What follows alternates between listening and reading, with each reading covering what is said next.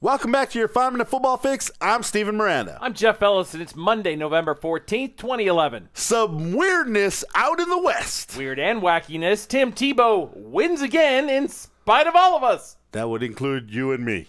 We're not alone. Yes, we've got MRI Monday again for you, and it's pretty long. It's a long list. And finally, NFL players sometimes say the dumbest things. Yes, they do, Jeffrey. Yes, and they thank goodness, do. or we wouldn't have a job. All right. We begin with weirdness in the West, wacky West.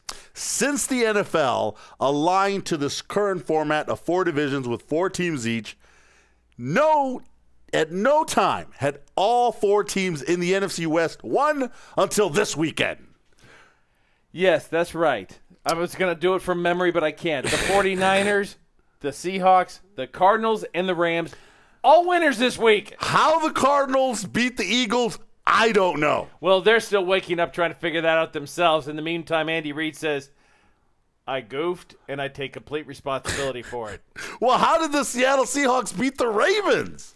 Yeah, I don't know that either. Baltimore fans are scratching their heads and scratching their chins and rubbing their heads. Well, now if you take a look behind me and you look at the AFC West, we got craziness there. Oakland beating San Diego on Thursday night. What? Denver beating the Kansas City Chiefs despite Tim Tebow only completing 2 passes. What?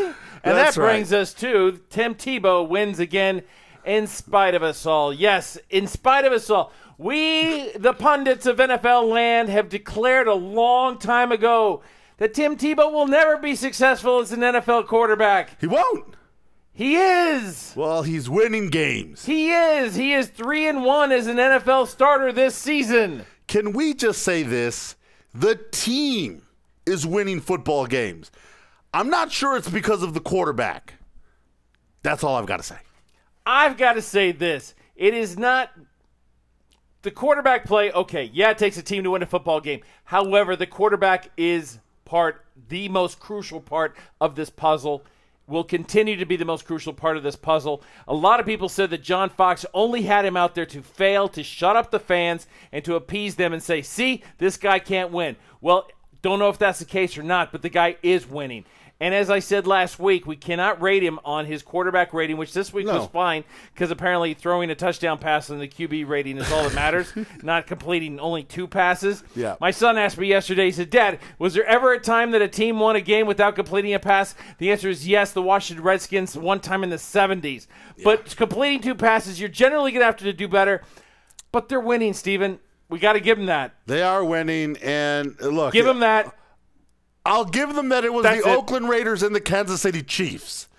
Let's see now how you do against some real teams. And the Miami Dolphins. Coming up, I just kidding. Did they beat the Dolphins? Everybody beats the Dolphins. Okay. All right. MRI Monday. Oh, gosh. You don't have to make the it's there in my ear. I do. Michael Vick, 2 broken ribs. Ooh. Now, the reports of when these ribs were actually hurt is my question. Well, some people are saying he went into the game with broken ribs, but Andy Reid has come out and confirmed that he sustained him on a hit. No, the hit to the back was brutal. He is not a very thick individual. He is a smaller guy who's not very ripped, and so when he took that shot to the back, which I saw, it was going to be devastating. LaDainian Tomlinson had an MRI on his knee, and it revealed no structural damage. That's good news there for the Jets. In the bad news department for the Philadelphia Eagles, not like they need more, Jeremy Maclin, shoulder and hamstring, has been diagnosed with a sprained AC joint. AJ Green, the rookie for the Cincinnati Bengals, he sustained a right knee injury, but the coach says the rookie should be fine. AC Green was a great Laker. Yes. Willis McGahee, his hamstring is bothering him now as one of the principal running backs there. Along with that, Knowshon Moreno has got a right knee sprain. Yes. So the running back core, they're going to find out about Tebow real soon. Rookie wide receiver Julio Jones for the Atlanta Falcons re-aggravated his hamstring injury.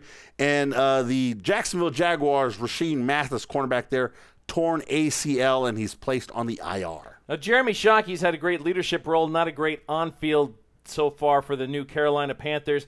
He is out with a rib or pectoral tear. They can't tell what's going on his side. The New England Patriots in their win against the Jets yesterday, Devin McCourtney, the cornerback there, suffered a shoulder separation on the right shoulder. That's pretty tough. He's going to miss several weeks. Now, what's fun is I had $5 for Steven if he could tell me who Matt Castle's backup was. Had a little trouble, but can you do it now? Tyler Palko. There you go. Backup. He came in and actually was serviceable. He was 5 of 6 in that loss there to the Gore Denver Broncos. added to his ankle injuries with a knee injury, and he insisted that he could have gone, but I think the team knew better to keep him out of the end of that game. And finally, the Seattle Seahawks wide receiver issues. Even though they won, both Doug Baldwin and Sidney Rice suffered concussions in that game. It's now time to make fun of some people for saying dumb stuff, which is just a lot of fun. We'll start with Carlos Dansby, the Miami Dolphins linebacker. He says he is the best linebacker in the NFL. Really? Brian Urlacher, Terrell Suggs, James Harrison, DeMarcus Ware, Brian Willis. Urlacher. Should we go on? I don't know. Dang, dog, that is just some stupid it's all good to feel good about yourself, but slow the roll there. Brian Arakpo says everyone knows that they'll beat the Redskins. Yeah.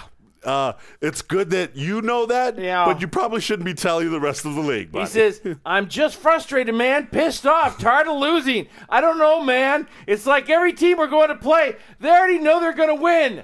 You're right. And we know that, too. And I'm they do. Stephen Miranda Jeff Ellis. for your 5-minute football fix. Out.